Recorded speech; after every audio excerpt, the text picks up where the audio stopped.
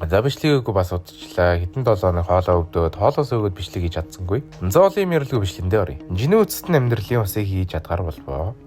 Өчтөр охинч баярлаж найр тэмдэглэе гэж хэлсэн ч Жинүү усыг хийж байсан болохоор яриаг нь тоосонгүй. Жинүү ус ээжийг нь сэрэж чадах болов хэмээн бодож байтал Айрон чөтгөрийн хааны онжсэн луг авчирч ирж сүүдрэн зэрэг болон Кайсел эмэх нэр өгөө. Мань унж очоо шуутан усын нөлөөг шалгаж үзэхээр хурдан арх харах хайж байгаад даалгавар биелүүлж байгаад авсан нэгэн жуулыг ашиглалтал сүүдрэн зэрэгтэйгээ бариас олж чадвартай болвоо. Жинүү шууд охинтой салгах хийсэж охин яг юм хэлэх гэж байтал Жинүү биш сүүдрэн зэрэг зогсож байваа. Харин тэр хооронд Солонгосын хантрын холбоо, Японы хантрын холбоотой нийлж Чижүү арал руу дайрч ачаан сургалтыг алах зайралтанд бэлдэж байдаг. Ёнхоо нэгэн архины мухлах тест зэрэглэлийн анаах шантар болох Мимбиогүйхэн хантртай ууд сууж байна. Энэ хантрыг Мимбио гэж дуудчих. Мимбио ямар ч харах бэртэл аваагүй мөртлөө дэвтэртэй гаржээ. Учир нь цус үзэж чаддгүй байж. Тийм ч болохоор энэ удаагийн Чижүү арлын дайралтанд орохгүй ажээ. Харин Жинүү ээжтэй амьдралын усыг өгөхөр ирсэн байна. Амлуун болгоомжтой хингийн уулгасан эдийч ээж нь босч ирсэнгүй. Жинүү эдий сэтгэл ундар байгаа эдийч босоод ирнэ гэсэн найдалтай дотор аминчлахын хүсэж байв. Ингээд л нэг урагшаа хартал ээж нь босоод ирсэн сууж яваа. Ээж нь Жинүү юу? Ээж нь хэр удаа онцсон бэ? Миний хөтөн болжээ. Бас их гимтж. Их хүн амьдрал болсон болтой.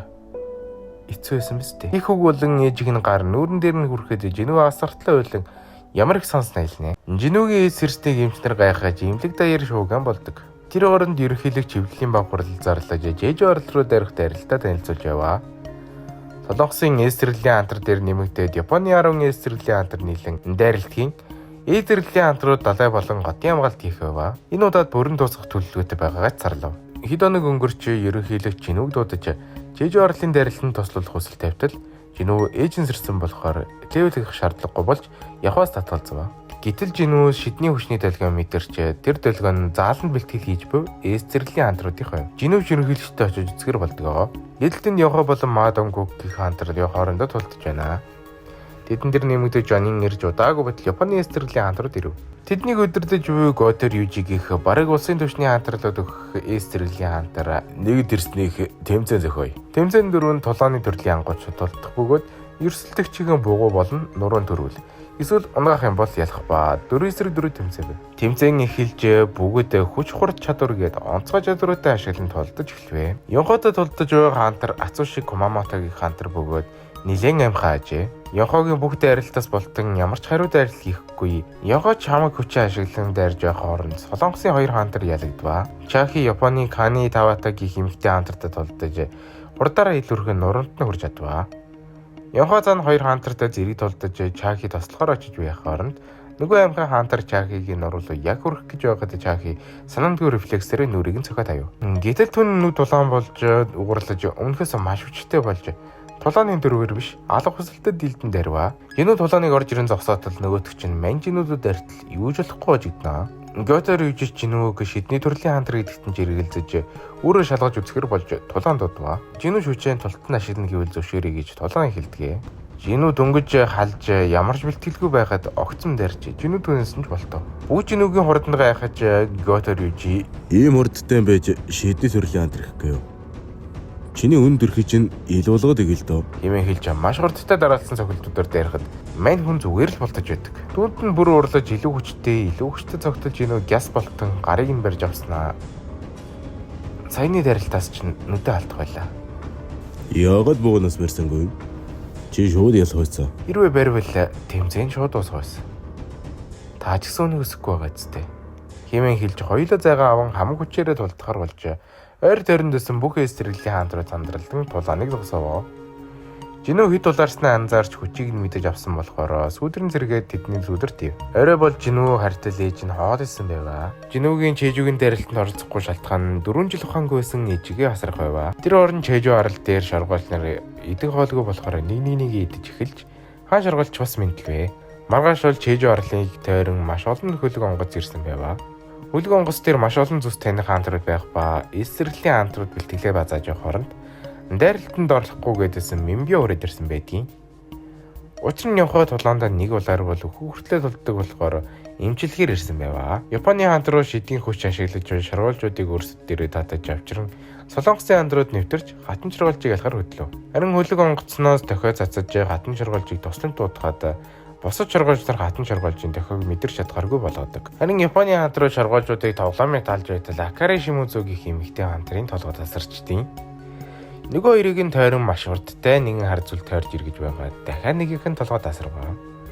Үлдсэн нэг нь араас нь хөөж яг завчих гэж байгаад мөн адил толгойн тасарв. Ийхүү Японы 19 тэрлийн хаантрын 3 нь алагдваа. Тэр орон Солонгосын хаантар нар хатан шаргуулж тэр улам морьтож хамаалагч шаргуулжууд нь ч улам хүчтэй болж эхэлжээ. Ёнхоо өөрийнхөө хүчээ ашиглан хатан шаргуулжийг артал хамгийн цаад өрөөнд маш олон шаргуулжуудаар хамгаалагдсан байдаг. Нилээн удаа явсны эцэс хатан шаргуулж дээр ирж бүгд хам хүчээ гаргаж Жонин хамгийн хүчтэй чадваруудаа ашиглаж Ёнхоо хараатан төрхөндөө орж өрвөө. Нэрээ Солонгосын хаантрын нэрийг шууд дамжуултар цацаж байгаа бөгөөд камермен өөрөө зэрэглэлийн хаантраа шүү. Хатан шаргуулж ганцаараа үлдэж Солонгос хаантрууд бүгд хам хүчээрээ дарваа. Гисэн идэж хатан шаргуулж төвшөнтэй дүүцгэс хэмжээний хүчтэй болохоор амархан дийлдэхгүй байлаа. Хаантрууд яаж ядарсан, бэрцсэн, хордсон бүгдийг нэмчилж байгаа болохоор эцэст нь нэг ялж өхөөс өмнө нэг ойрлож чаки цавжуулан хөнөөлгөж хатан шаргуулжийг ялваа.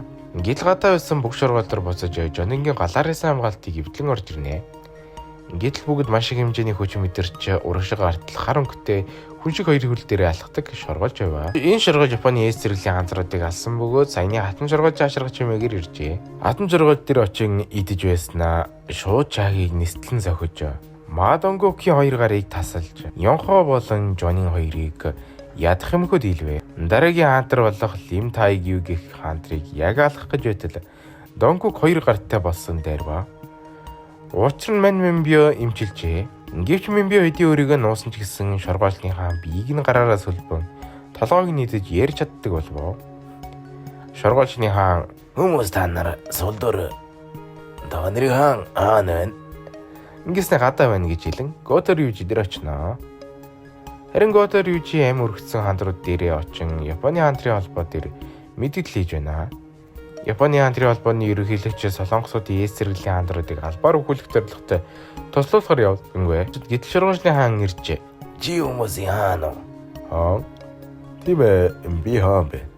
Ингэж хэлтэл маш хүчтэй аваргаар бүрхүүлэн тэр дороо аллваа. Харин дотор маш их хэмжээний шаргуулжууд шаргацсан хэдлүүд арч Жонин ганцаараа хүчээ ашиглаж чадчихв.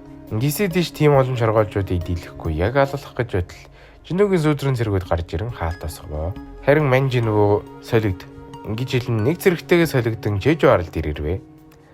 Бүгд түүнийг гинэт араасан гарч ирснийг гайхаж байх хооронд камер асуудал гарч шууд дамжуулалт тасарнаа. Сүүдрэн зэргүүл шаргуулжуудыг хааж байх хооронд Жинүү хаантруудыг идгээхээр ерөндөг өгөв. Гэтэл тэр нь чаагээд нөлөөлсөнгүй. Шууд гаргахаар шийдэж зам гаргах гэж байтал гинэт шаргуулжны хаан эрэхтэй зэрэгцэн камер ажиллаж эхлэвэ. Шууд дамжуултыг үзэж буй хүн болон гайхаж мань өөрийгөө буруутгаж байсан ерөнхийлөгч баярлаж сандалтныхаа бариулыг хаг бодчихдیں۔ Жинүү шууд шаргуулжны хаантаа тулдахаар болж урд нь очиж зогсвоо. Хүн болон гайхаж байх хооронд Жинүү шууд нүрлэгээ шанадуулаад ав. "Шидийн хаантар хэд орцсон суулж байгаа?" "Чи ч бас аан биш. Сулдаар." Гэтэл бужин жисэн тоос арилж Жинүү зүгээр зогсоож шүлсэн хаяснаа зөрүүлэн шанадваа. Бүгд Жинүүгийн тэр их хүчийг гайхаж шидийн ангууч гэдэгт нь чиргэлдэж эхлэв. Ээл дараалт нь нэгээ зохиж жирийн цэцэрлэгийн ангууч нэг цохилтыг нь ч дийлэхэргүй тийм хүчтэй цохилтэй. Шаргуулжны хаан анхудаага айц мэдэрч дахин хэсэг цохилдож байгаад гинт хилээ гаргаж ирэн хацрыг зүсч хор биеэр нь тарааж хөдлөж чадхараагүй болов. Шаргуулжны хаан шууд зүйл дуусгахаар цохих гэсэн чинь Жинүү шууд гарыг нь барьж аван гизлэн цохин хоёгийг нь цолж чаднаа. Төрөө хордоо өстэй. Учир нь Жинүү системийн ачаар хорны эсрэг дархлаатай болсон байдаг. Шаргуулжны хаан хүчээрээ дийлэхгүй, хор үлчлэхгүй байсан болохоор хурд олон хумсаараа үцгэр болов. Жинүү ч хутгаа гаргаж ирэн зөрүүлэн тулдаж маш хурдан хөдөлж байгааг нь Шаргуулжны хаан гайхваа. Тэр хоёрын тулаан гэрэл галбаж байгаа мэт маш хурдтай хөдлөж мань андруудын нүд чи тэр хоёрын хөдөлгөөнийг үүсэхгүй байв. Гинэт Жинүү онооч Шаргуулжны хаан яг алах гэж байтал систем дээр хөгжүүлэлт ширүүн тулаан гэж гарч ирэн Жинүү шууд бүр хурдтай хөдөлж гарыг нь тасдваа. Шаргуулжны хаан юу болсыг нь ойлгохгүй зогтох сонголтыг сонгож хамхурдараа зогтсон идэж Жинүү гүйцэж ирэн хөл гар гээд бүгдийг нь тасалж ярихваа. Шоргуулын хаан ч ойрлон шоргоолжуудаараа толдуултал жинүү сүүдрийн зэргүүдээ гаргаж ирэн толдуулан бүгдийг нь алнаа. Би дөрсөн цагаас л эхэлж бусдаас үжтэй бусдыг өдөрлөж эзэгнэж ямар ч зүйлээс илүү байхаар төрсөн. Ингээд л тэр яаж одоо амьд гарахын тулд зугтгал хэрэгтэй.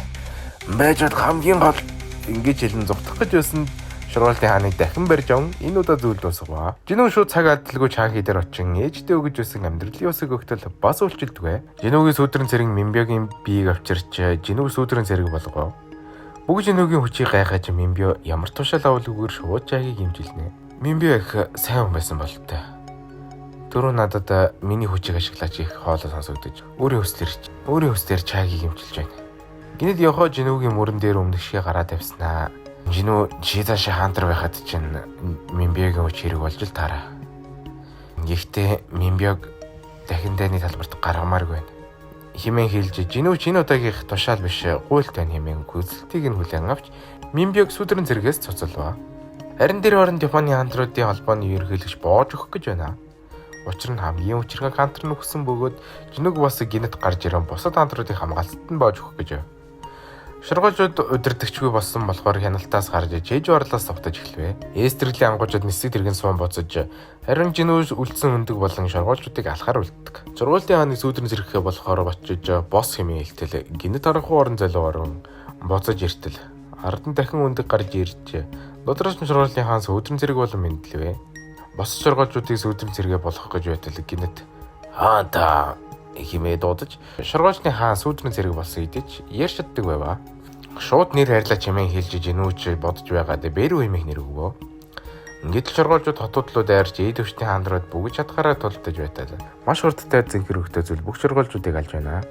Сайн ажиглал бэрүү байна.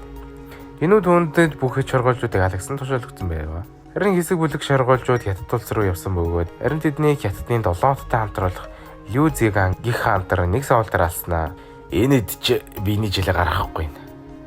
Тэр хар шоргоолжтод уулдсан бол зугаатай байх байсан гэвэ. Маргааш бол чэж орлын дайралтанд амир өгцөн хаантруудад хүндэтгэл үзүүлэхээр цугларч жинүүч бас ирсэн байва. Хүмүүс жинүүг улсын баатар гэж хэлж байгаа ч зарим хүмүүс анхнаасаа цуг дайралтанд орсон бол хохирол баг гарах байсан хэмээх шүүмжил бас нийлээдгүй юмнаа.